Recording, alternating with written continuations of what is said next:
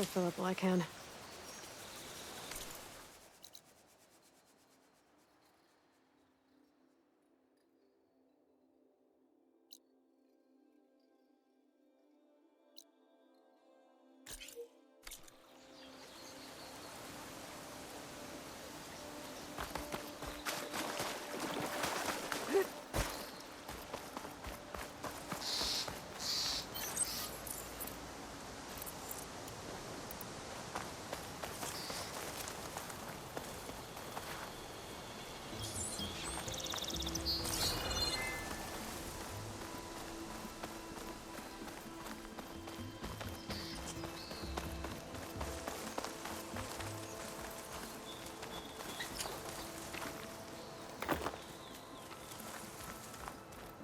I think I can climb up this cliff. I wonder if there's anything interesting at the top.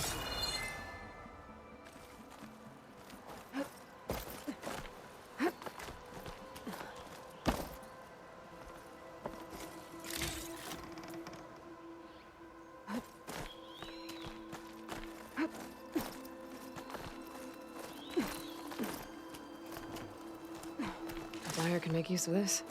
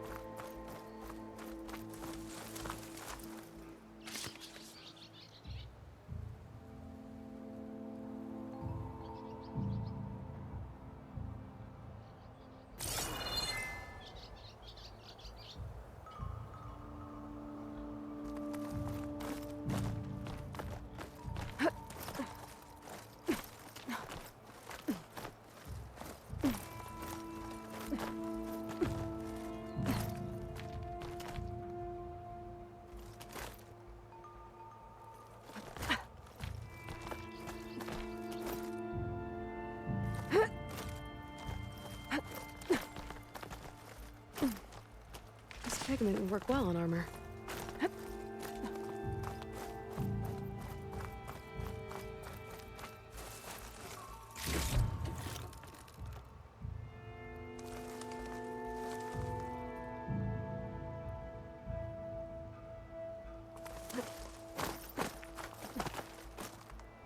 Old Karja watchtower. I wonder what's inside.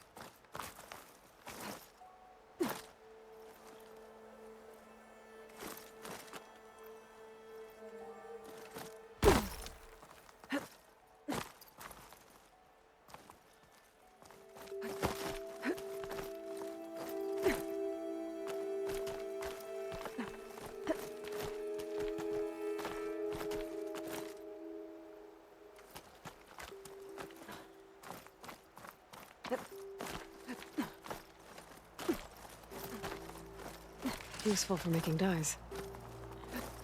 Okay, almost there.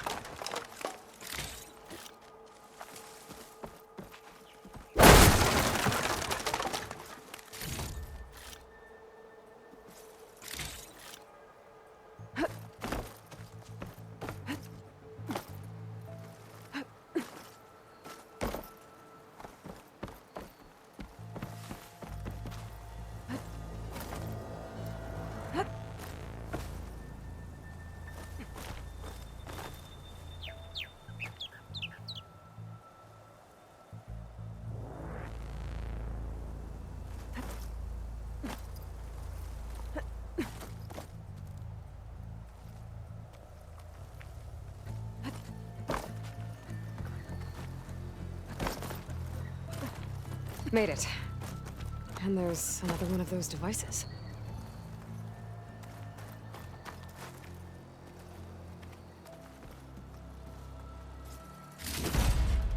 A lens. Guess I'll figure out what to do with it later.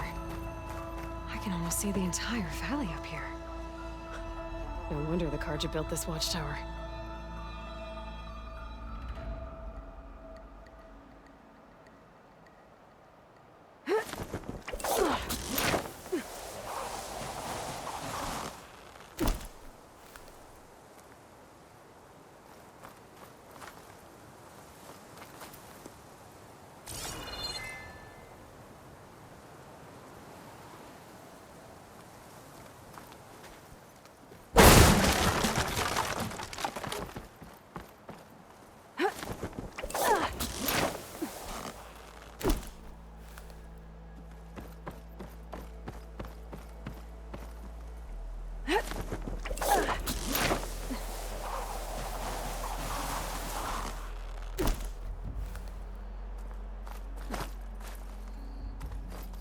You get a strong color out of this.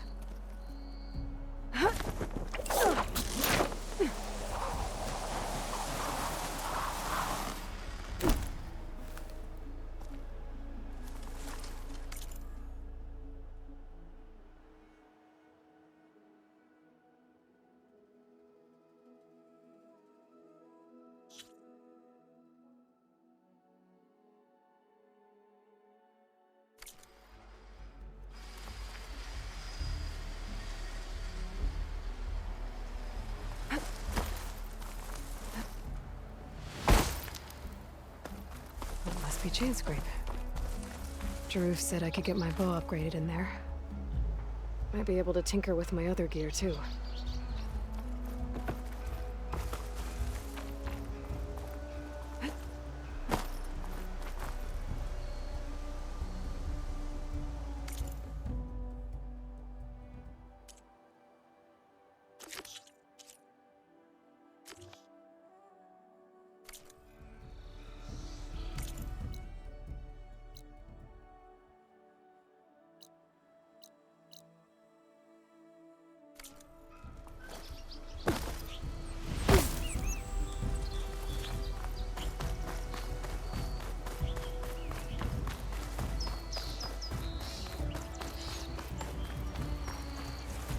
I bet a cook can do something with this. Outlander approaching. Is that the Savior? Wanna come in, Savior?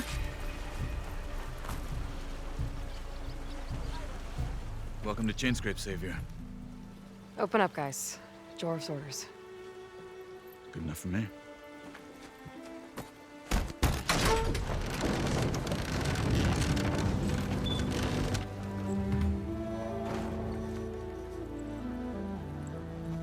By the Forge.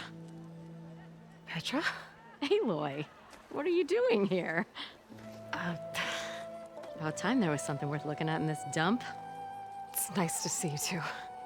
And not a moment too soon. Come on.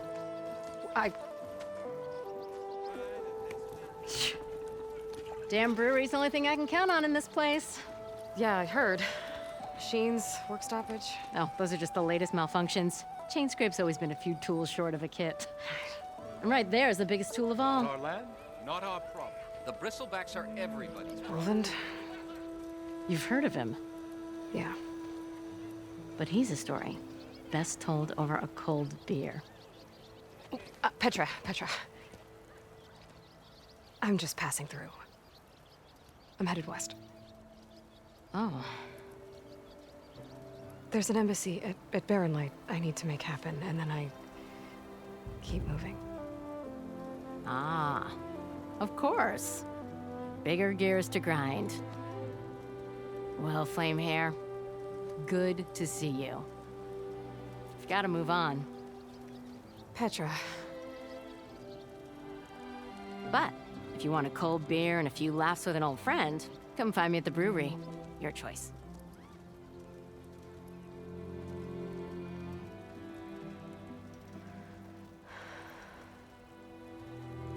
Well, this Olvan guy sounds like trouble. Maybe Petra could use some support. But first things first, I need to find that workbench and upgrade my bow. Someone said I had the best singing voice in all the novels.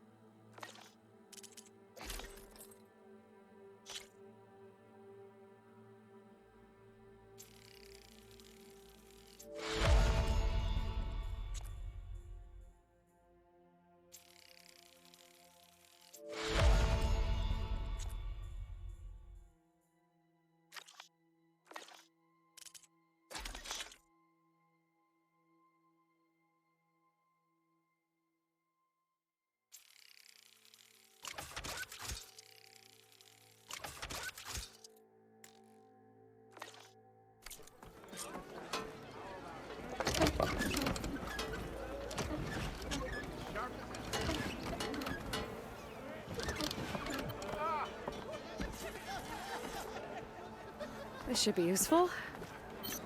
Now I just need to find Erend and help him clear the bristlebacks.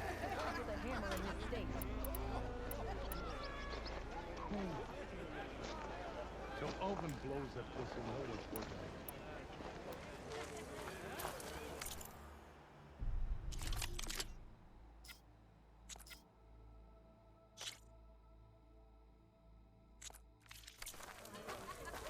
Ah, finally!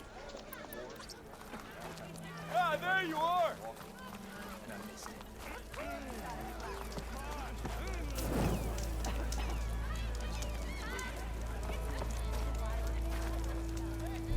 Eyes up here, brother! Ready?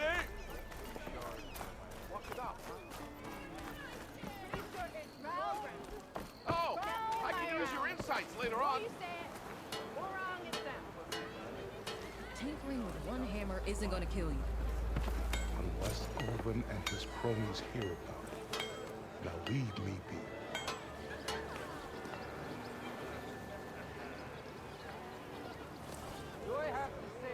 Hey, I thought you'd left by now.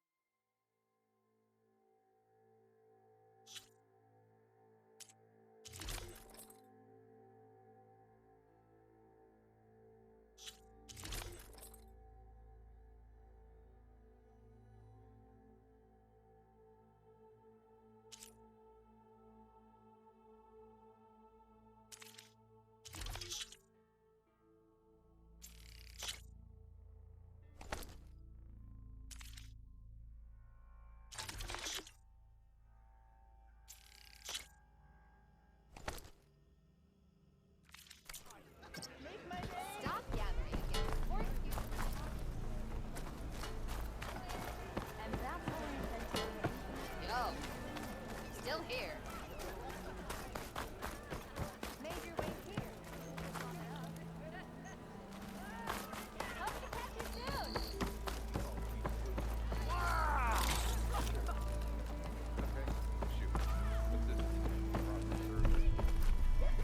You always look so grumpy.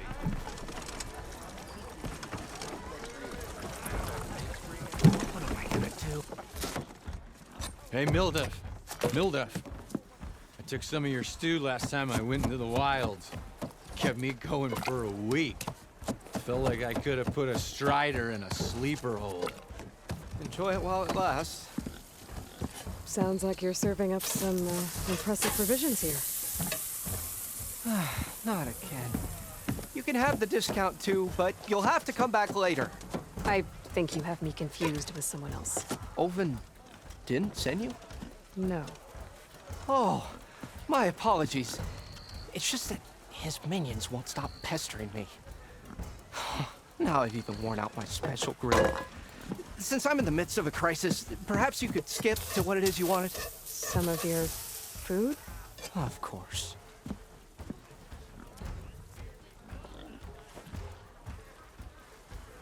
Are Ulvin's people causing you problems? Oh, yeah.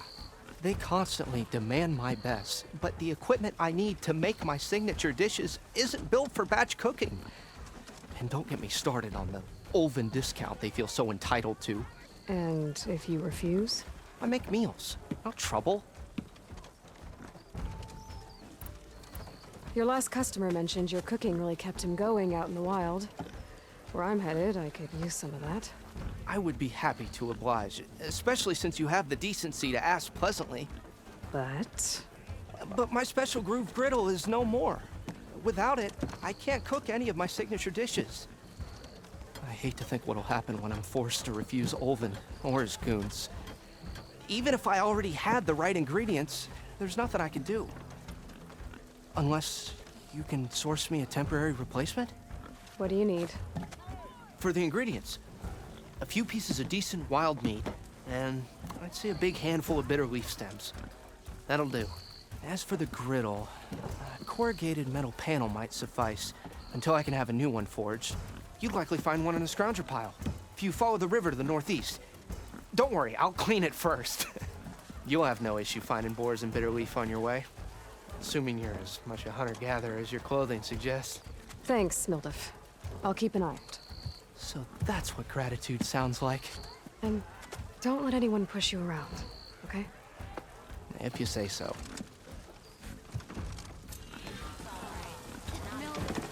All right. We got enough bitter leaf. Just need to hunt for some wild meat and grab the metal panel from a scrounger pile.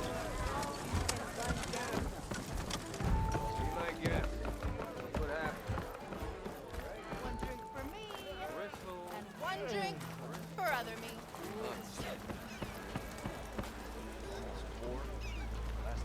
It's the Nora drinks. That's it. I will take inside here. The Bristlebacks threaten us all. Oh, drop the act. We all know it was the Carja who let the Bristlebacks into the valley, sent them straight through the gates of Barren Light. That is preposterous. Why would we let dangerous machines into our own land? You mean the land that honest Osram laborers work tirelessly with no say in its governance? The land that, should you sign the decree, Oh, you and that damned concession decree. would be managed by the people who actually live and work on it. What do you want, Ulvund? Some kind of payment? My dear magistrate, you think I can be bought? If you want that whistle blown, all you have to do is have your soldiers remove the bristlebacks and sign the concession decree. Face it, what other choice do you have? Hi. Savior, what auspicious timing. Might we discuss a matter of importance to the Sundom? We might. Later. Very well.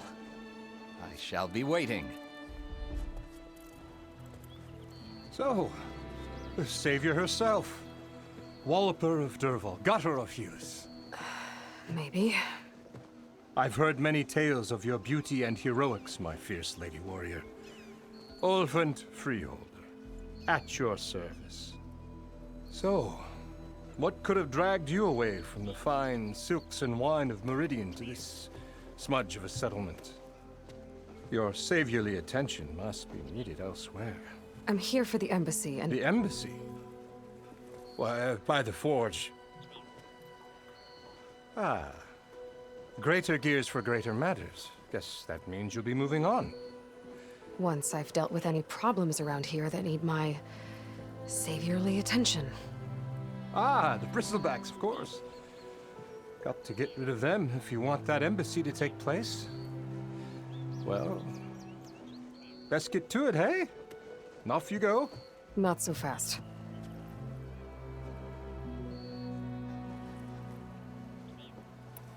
You don't seem to have a high opinion of the magistrate? Well, I refuse to play nice to some fancy-robed parchment pusher when my fellow laborers are being bullied, intimidated, and taken advantage of.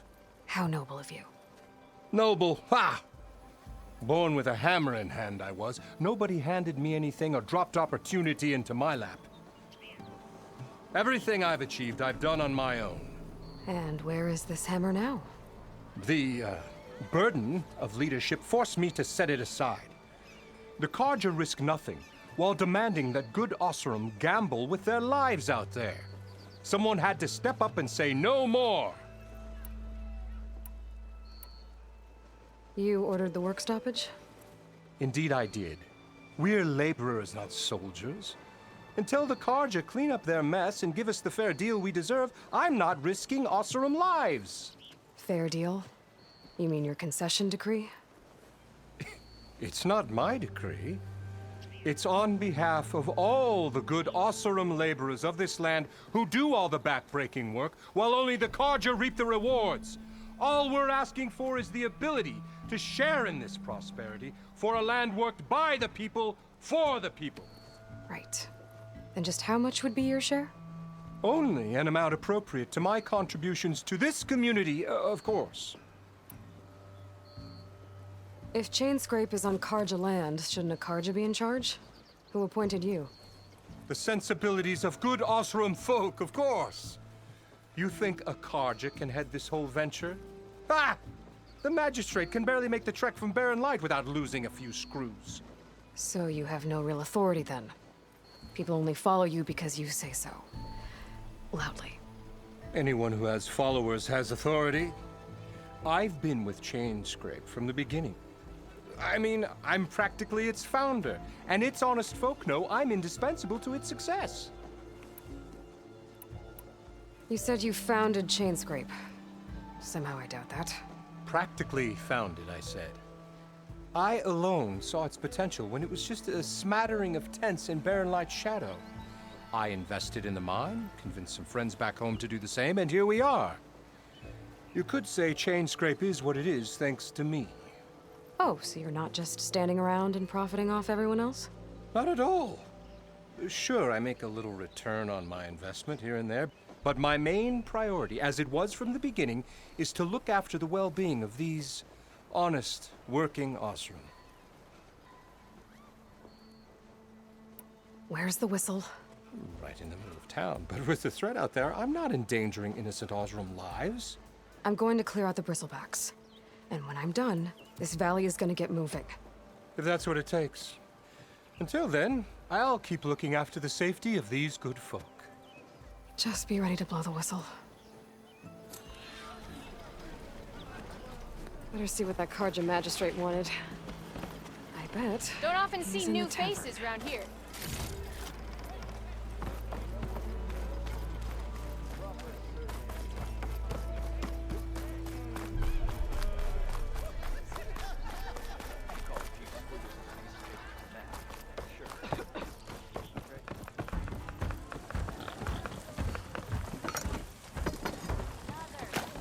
My cup is empty. Fix it.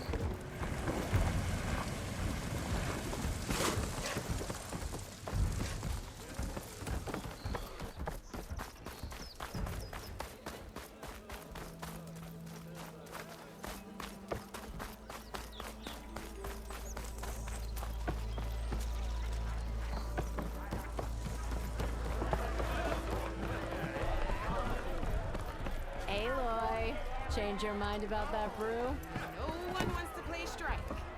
No? Come for that beer after all, eh? Here, sit down. Get a pint in her hand. Wasn't expecting you to swing by. Since when do I do what's expected? There's that spark. Fire and spit.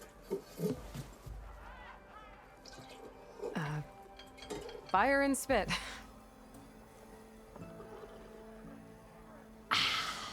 That's a blast from the bellows. Won't fix the forge, but at least I can forget about my troubles for a while. Like what? Take your pick. We got bodies to bury from the bristlebacks, the work stoppage, Olvin grating the gears about his concession decree. Hey! Weapons off the table! Ah, don't listen to me. Nothing a cold brew and knocking some heads together can't fix eventually.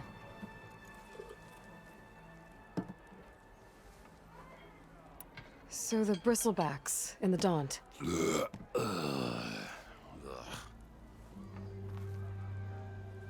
Where did they come from? That's the thing. No one rightly knows. They just showed up one day, rampaging around the valley like they exploded out of a forge. Lost some good people. But I heard talk of some vanguards trying to take them down. Did they come through here? Stopped by briefly for supplies. Ulvund was none too pleased. Won't be able to crank it to his advantage once the bristlebacks are gone. But how could bristlebacks and the Daunt help Ulvund? 2 words. Concession decree. Since no one knows where the bristlebacks came from, Ulvund has taken to blaming the Karja for him. He's hoping to dig up enough old resentments to get a strike going until the concession's signed. This is just his latest attempt. He's been trying to rile up the workers since the day he rolled into town. And people actually believe him? Lots of folks suffered at the hands of the Mad King during the Red Raids. Give him half a reason, they'll blame the Karja for anything. Damn Karja slavers. I thought you'd be back in Freeheap. Well, after the big battle at Meridian, I went back. But realized it was running smooth. Didn't need me. Heard about the rebuilding out at Barren Light. Figured they could use another hammer. Been scraping by ever since. You could always leave. And go back east? Nah. I ain't one to leave a lit forge. Besides, someone's gotta be a squeaky wheel for the workers around here. I thought you'd be back in Freeheap. Well, after the big battle at Meridian, I went back. But heard about the rebuilding out. Been scraping by ever since. You could and go back. Besides. So about Ulvund. Around here, everything's about Ulvund. How'd he end up in charge? He got here early, like a squirrel smelling a fat nut. He knew rebuilding Barren Light would need stone and timber. So he jangled purses all over Mainspring, getting investors to front claims on anything in the Daunt that might be worth a damn. Thing is, all the bankers back home know that this is Karja land, and the Sun King can revoke those claims at any time. That's why he's desperate for the magistrate to sign off on a concession decree. This concession decree, what is it exactly? And how would it help Ulvund? It's pig diddle, that's what. A writ that would put all Osram claims in the Daunt under Osram law, even though they're on Karja land. It would mean that any existing ore, stone, and timber claims couldn't be revoked by the Karja. No more risk, no more hesitation for investors back in the claim to pour in the shards and expand their business. And since Ulvund has a stake in all those claims, it would make him richer than a scrapper in a junk heap. Not to mention Chainscrape would become an Osram municipality, so he could buy enough votes to call himself an elderman. He's a sly old badger, I'll give him that. Figures if he keeps up the pressure, eventually the magistrate will sign. Well, I have to be going. Thanks for the drink, Petra. I'm glad I stopped by. Anytime, Flamehair.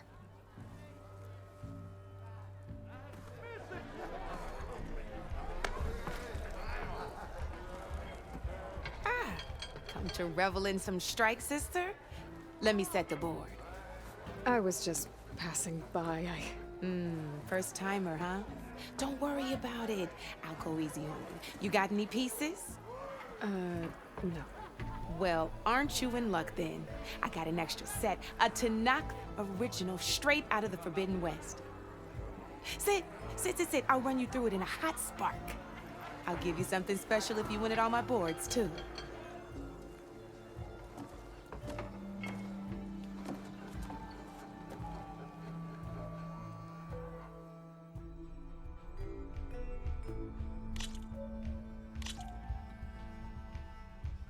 All right, let's start off simple. The Tanakh like to say that Machine Strike is a game of pure strategy. We each get a set of pieces. Each piece represents a kind of machine, and each machine is worth a different number of victory points. And to win the game, you'll need to gain 7 victory points by destroying the opponent's machines.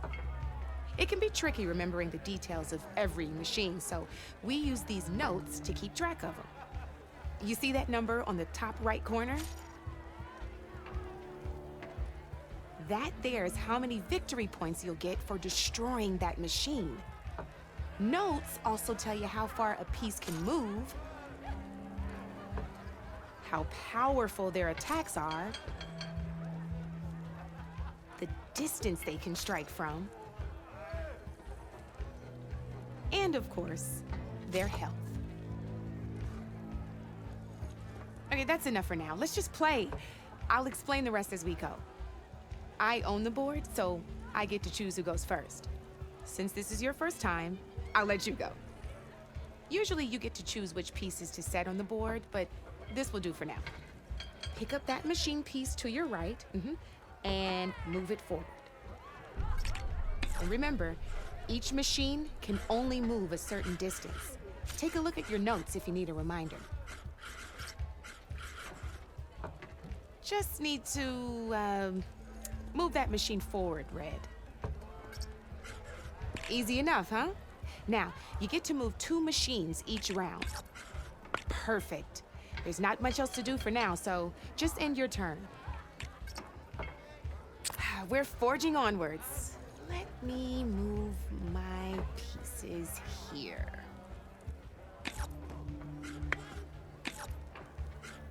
And we're back to you. This time, why don't you try attacking one of my pieces? Try with that machine on your right first.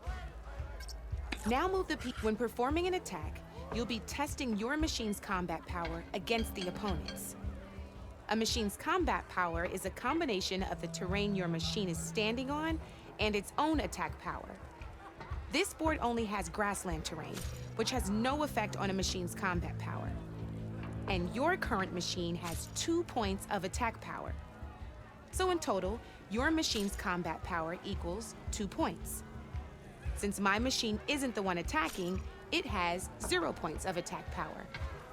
And just like your machine, it's not affected by grassland terrain.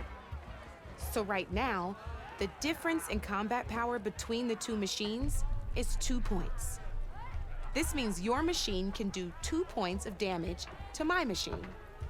Did you get all that?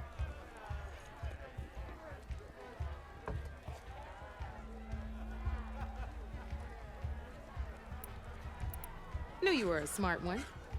Finish up by attacking my machine. Not pulling any punches, huh? Now grab that second machine of yours. See how your machine can't move close enough to attack mine? You can make your machine sprint. That lets it move 1 space further. Try it out. Downside to sprinting is that your machine can no longer attack. Now, some players like to take a risk and overcharge their machine in cases like this. Overcharging lets you attack after a sprint, but it will damage your machine's health by 2 points. So use at your own discretion. Let's try doing that now so you can see what I mean.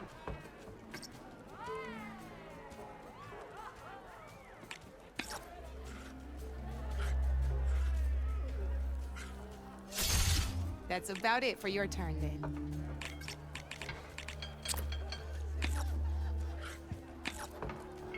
Now, I'll let you in on a neat trick. That machine of yours, the one closest to me, grab a hold of it. Same as in the wilds, machines have both armored points and weak points. You can see them marked on the pieces. Blue shows where their armor is thickest. Hit them there, and you'll do some damage, but not a lot. Now, red shows the machine's weak points. Hit those, and you'll deal a mighty blow. Here, let me show you.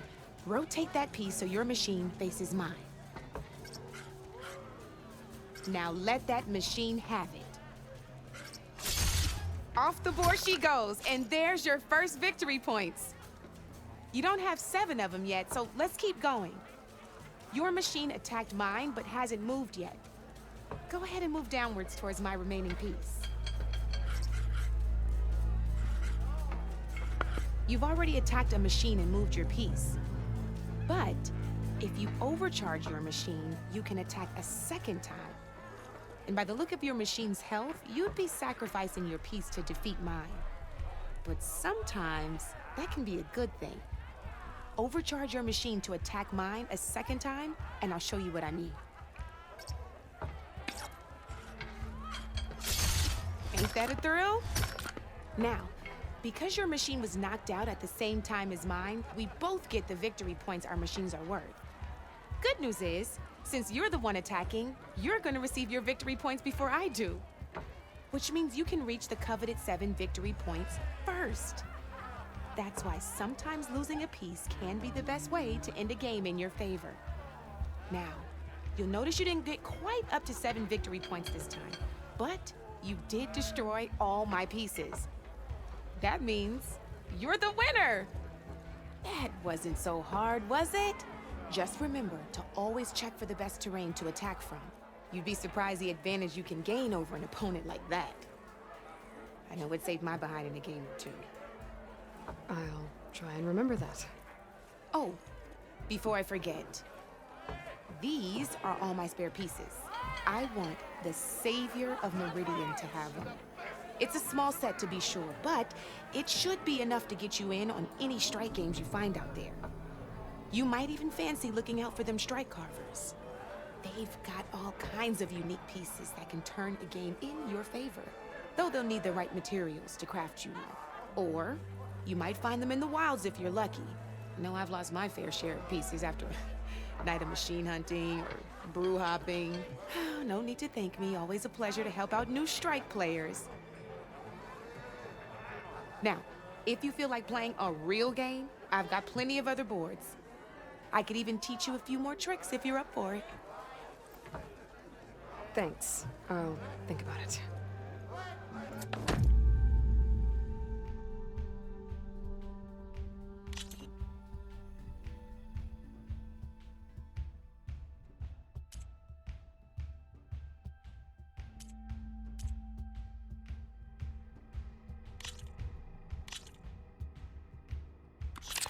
I knew I'd make a strike player out of you yet. How about this time I tell you how to use a board's terrain to your advantage? This one's got all the different terrains you can encounter in a game of strike. Knowing when and how to use them can mean the difference between victory and defeat. Terrain mainly affects your machine's combat power. As you know, when fighting an opponent's machine, you compare its combat power to yours. The higher your machine's combat power, the more damage you can do. So finding the right terrain is an essential strategy for overpowering your opponent. Here, I'll show you. Grab that piece to your left and move to attack my machines. Now let's take a look at your machine's combat power. Combat power is the sum of a machine's attack power and the value of the terrain it's standing on. Since your machine is attacking, it's using its 2 points of attack power. It's also standing on forest terrain with a value of 1 point.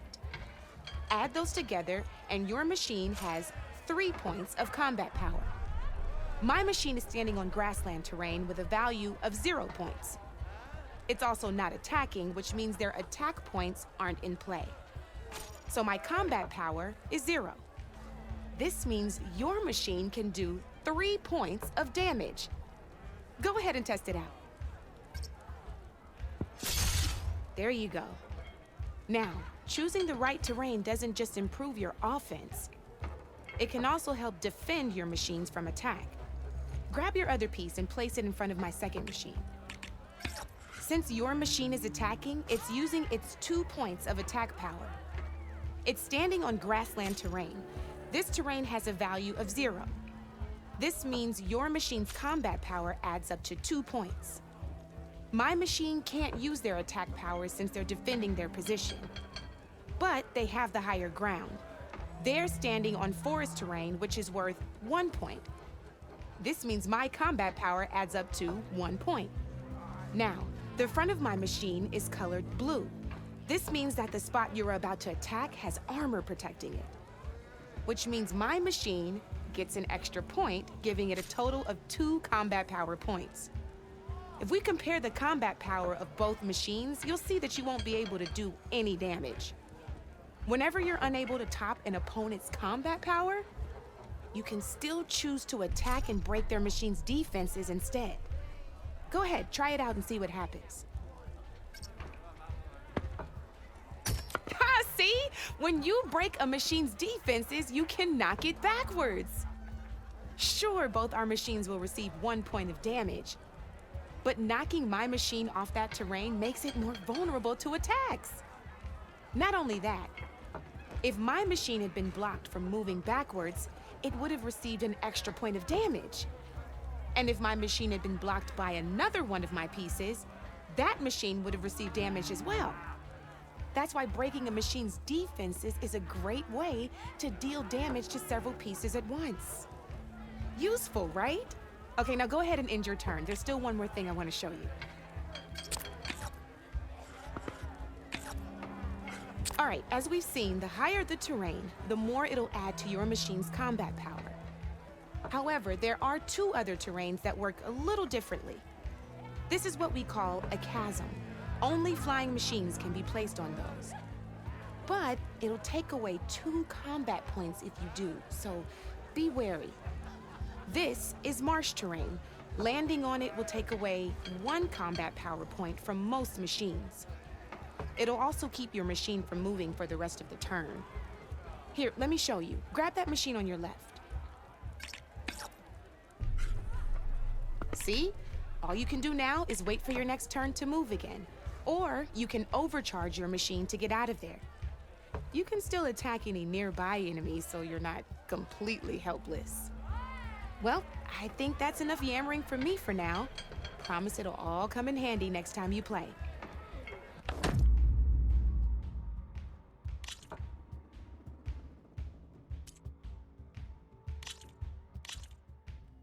Here for more tips? Why don't I tell you a bit more about the pieces we used to play? In a normal game, you get to choose which machines you place on the board. Each one is worth a certain number of setup points, and you can spend up to 10 assembling your army. Knowing what each machine brings to the game and building an army that matches your strategy is the key to becoming a machine strike master. When assembling your army, there are a few things to keep in mind. First and foremost, you can never have more than 4 of the same machine on the board at the same time. With that in mind, most players would choose machines based on how far they can move or how much attack power they have. But a real strike player will be looking at a machine's type and skills. Let's take a quick look, shall we? Pick up that machine on your left. All right, let's talk about the different ways in which a machine attacks its opponents. In other words, its machine type. If you look at your notes, you'll see this machine here is a melee type. You can also tell by the shape of the base the piece stands on. A melee type machine attacks the first enemy within range, and no one else. We've seen this plenty of times, so just move that piece forward so I can show you some more stuff. Great, now grab your other machine. Looks like we've got ourselves a gunner type machine here. This means they'll only hit the farthest enemy in their attack range. Let's move that machine forward and end your turn so we can take a look at the rest of the pieces. Let's go with this piece first. This is a ram type machine. Attack an enemy with it and it'll push the piece backwards. Like this. See, now my machine has taken over your machine's spot on the board. This is a great way to take the advantage away from your opponent if they have the higher ground. Looks like we have one more piece to look at. Now this is a beauty of a piece, a dash-type machine. When it attacks, it'll move to the end of its attack range and damage every machine in its path, including your own. So make sure you take a good look at the board before you send it off to the races. You should also make sure it's able to finish its attack on an empty spot. Otherwise, you won't be able to attack at all. Here, I'll show you.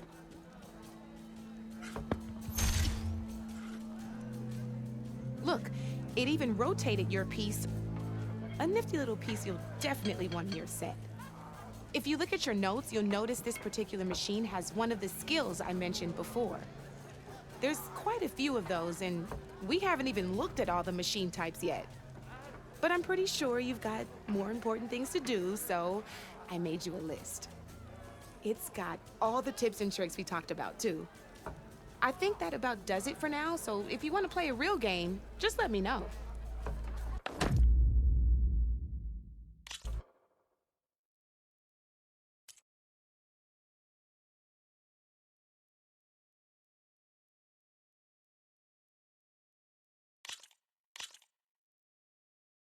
Let's play!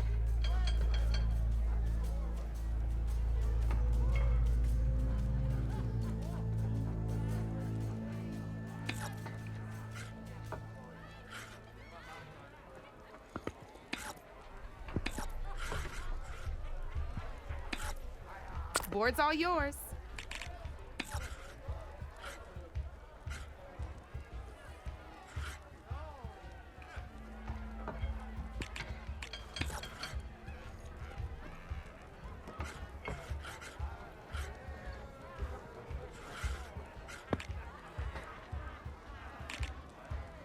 Time to get serious.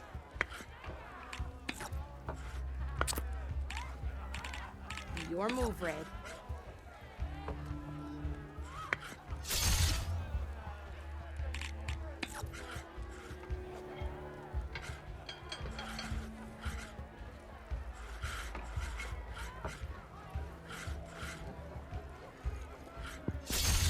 A single machine left? That ain't good.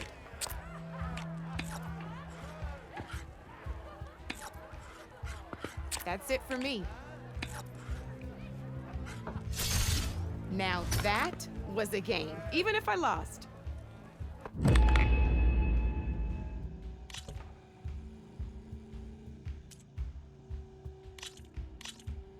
Here we go.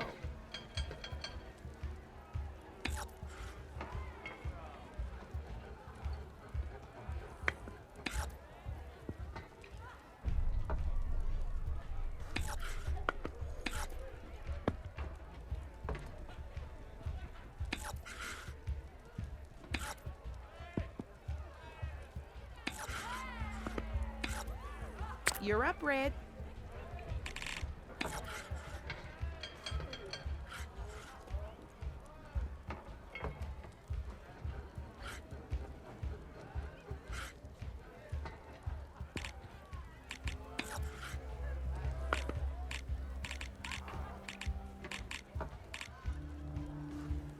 My turn.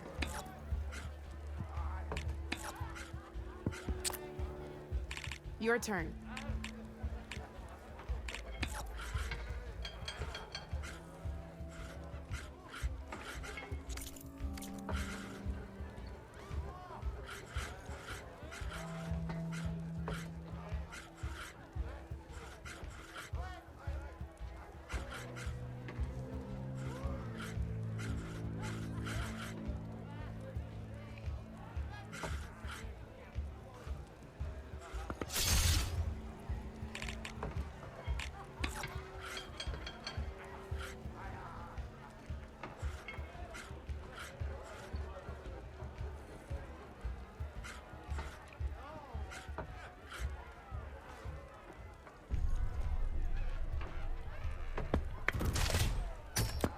That was a surprise.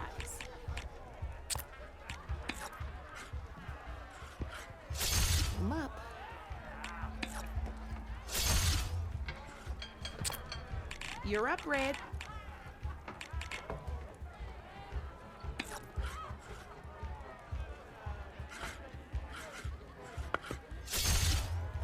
Knocked right off the board.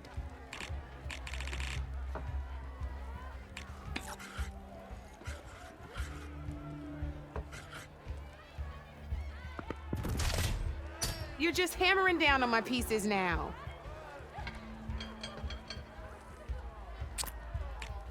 Time to make my move.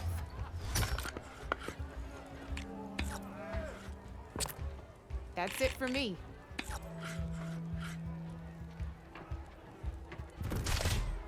You're just hammering down on my pieces now.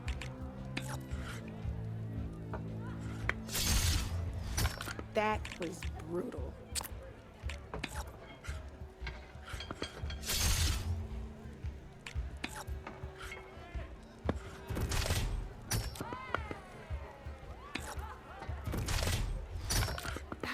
Off the board it goes.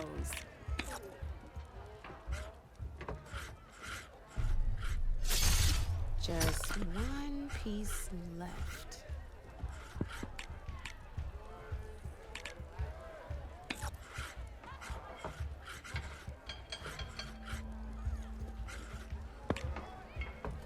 Okay, let's see.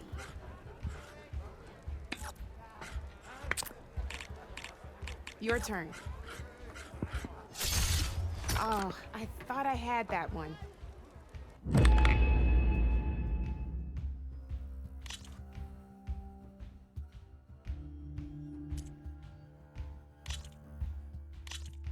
This is gonna be fun.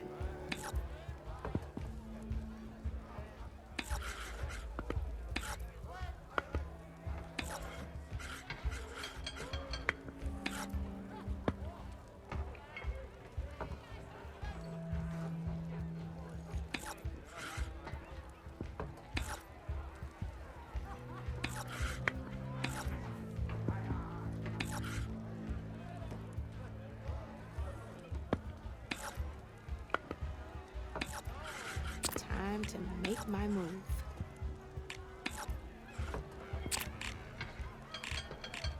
Your move, Red.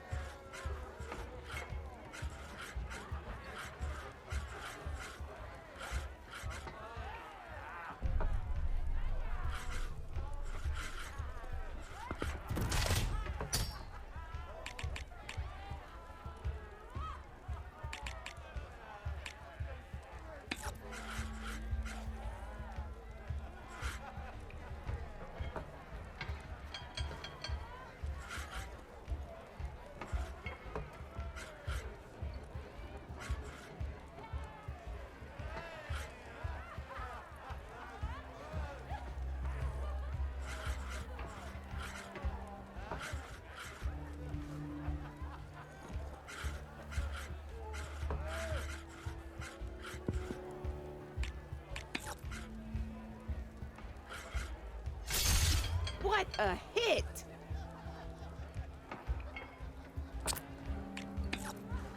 My turn.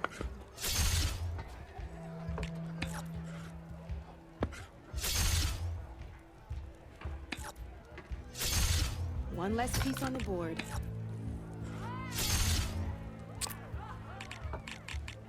Board's all yours.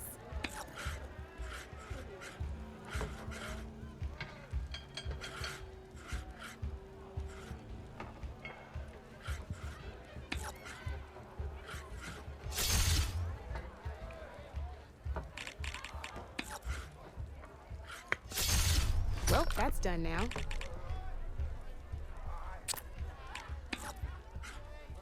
Okay. Let's see.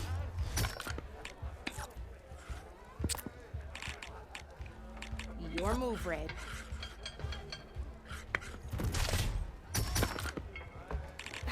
Off the board it goes.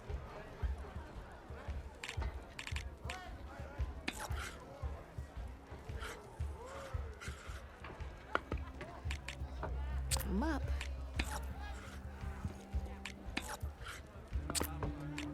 That's it for me.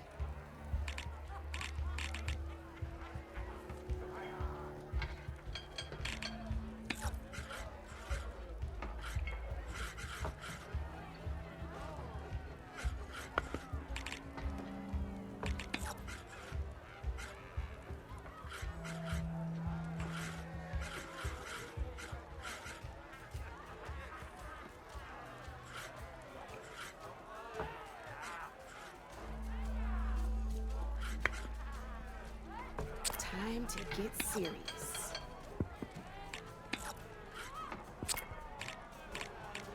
Board's all yours.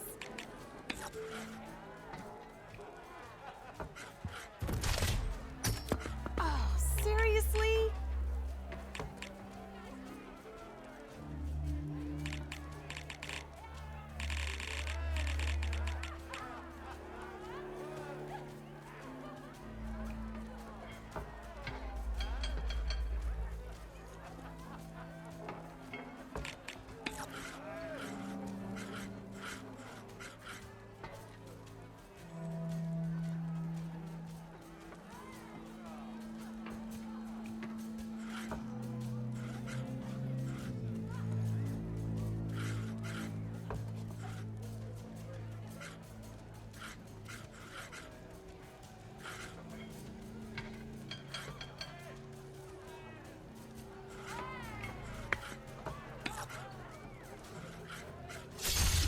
One less piece on the board.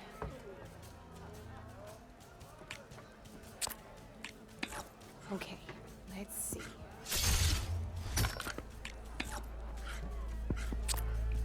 You're up, Red.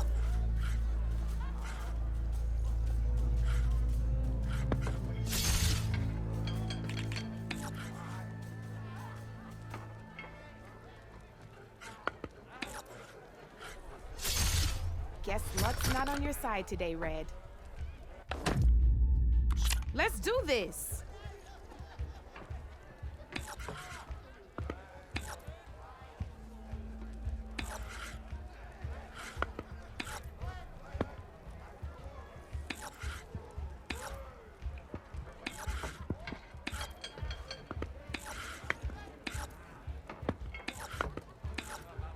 Your turn.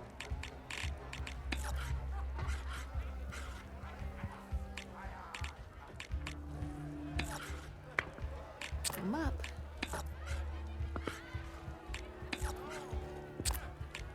Your turn.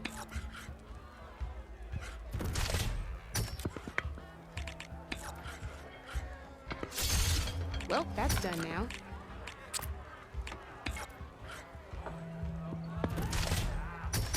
That was brutal.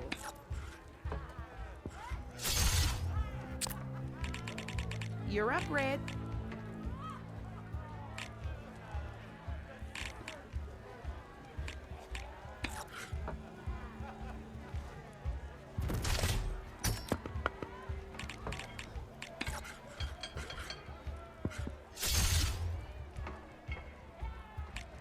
My turn.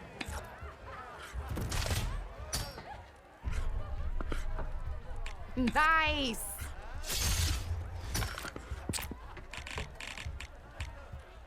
Your move, Red.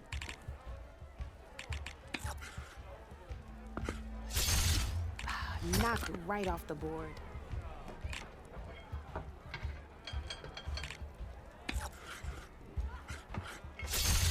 Well, that's done now.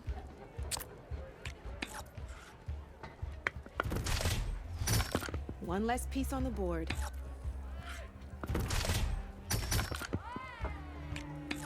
That was brutal.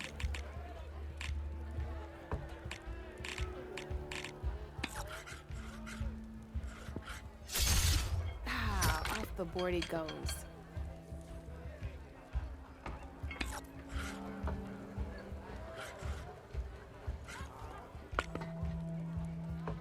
Time to get serious.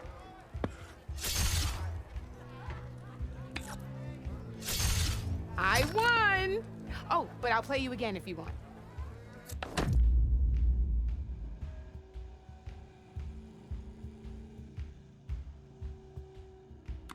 Good luck.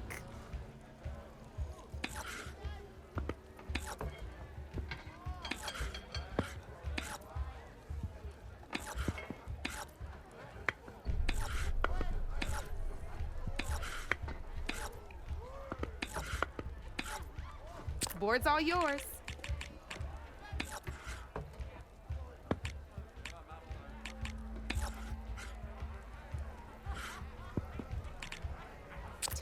to make my move.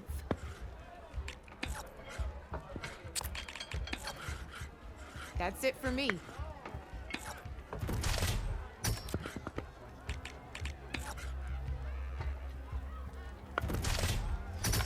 Off the board it goes.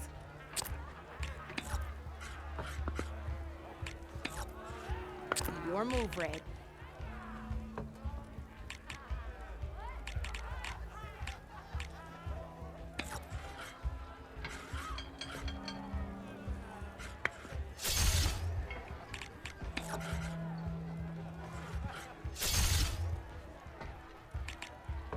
Okay, let's see.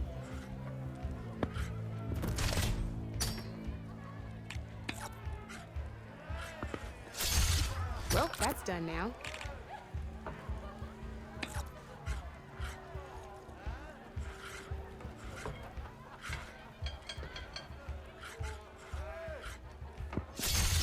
One less piece on the board.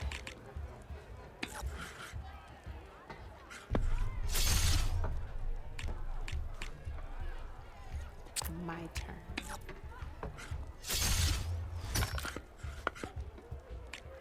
That was brutal.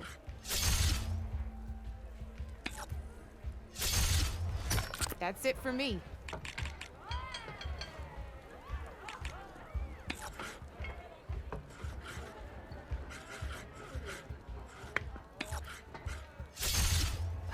Knocked right off the board.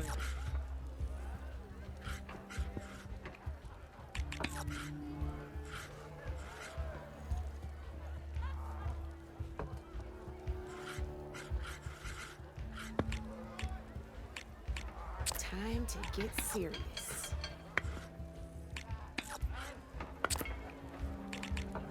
Board's all yours.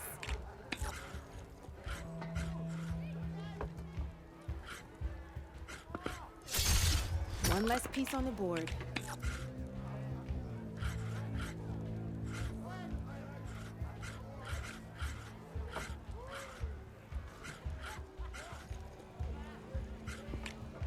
Time to make my move.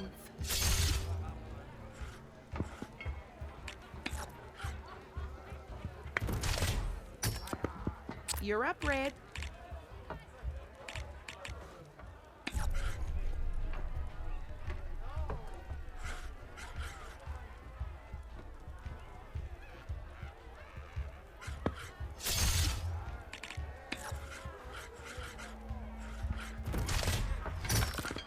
Tough fight ahead of me.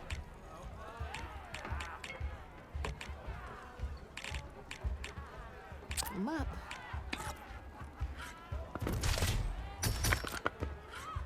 Just one piece left. That sure dampens the forge.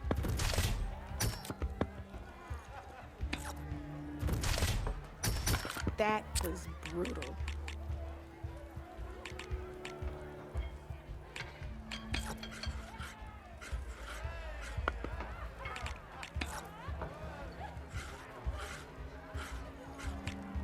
I'm up.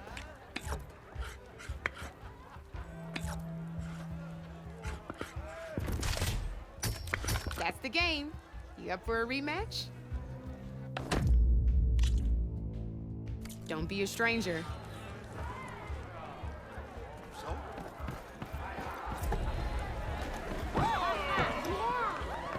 Savior, over here. She'll hammer your head over. As hammer strikes steel. Savior, thank you for taking the time, and my condolences that you had to endure Ulvan's bloviating. I've dealt with worse. It sounds like he's really trying to put you over the barrel. The idea that the Karja purposely let bristlebacks into the Daunt, it's completely absurd. But the louder and longer he says it, the more support he'll get for his damned concession decree. How did the bristlebacks get into the Daunt? No one knows for sure. The first report of them came from west of the quarry. But unless they have wings I don't know about, I don't see how they could have come over the mountains. No other way in. The only way I know about is barren light. Look, if you can get to the bottom of this, I can offer a considerable bounty in return. Help me shut Ulvund up.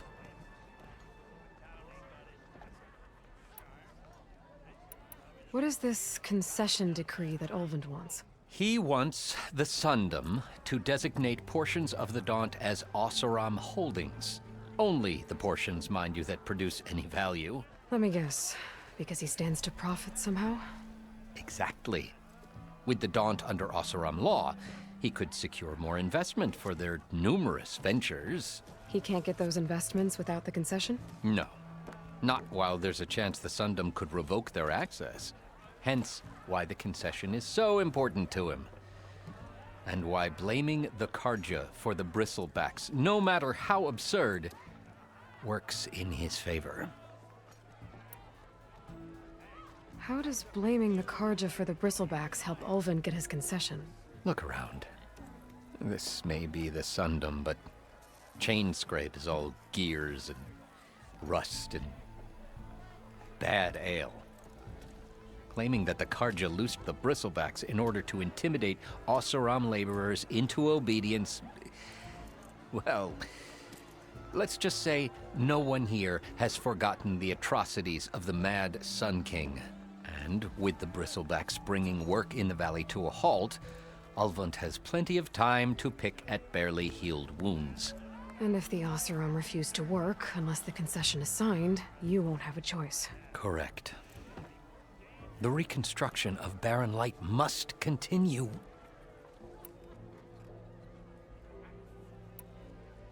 How did you get stuck out here? I asked for the posting, believe it or not.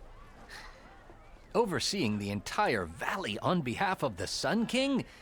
It was an honor. Is an honor, I mean. But your job would be a lot easier without someone like Ulvund blasting hot air all the time? Ulvund's not going anywhere. He's been around longer than I have. Even fancies himself the founder of Chainscrape. Now, I'll find a way to live with him. I have to. You said the bristlebacks were first spotted west of the quarry? Yes, according to one terrified laborer, said the ground trembled before they came charging down the hillside. He took off and ran all the way here. Good place to start looking, then. If you learn the truth, maybe Ulvund will stop blaming the Karja for every problem under the sun, and maybe then he'll actually focus on rebuilding Barren Light instead.